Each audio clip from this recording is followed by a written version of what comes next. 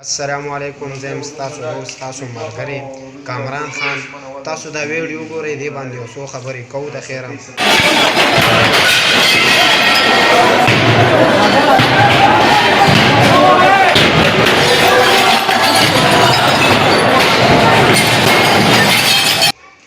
ما د واتساپ یو ګروپ وکتو، هغې کې یو ویډیو راغله چې هغه د پېښور ماډل وه.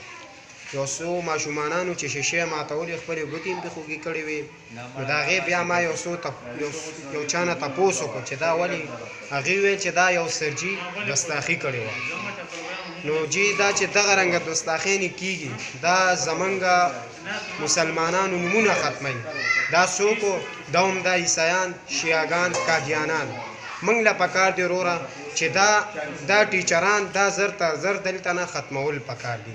بل دا خبره چې په پېښور کې دماکه وشوه، پېښور کې چې دماکه وشوه، ټول پښتانه پولیس مړو، شهیدان. دا په دې باندې چې زموږ پښتون دپاره څوک انصاف نه ورکوي.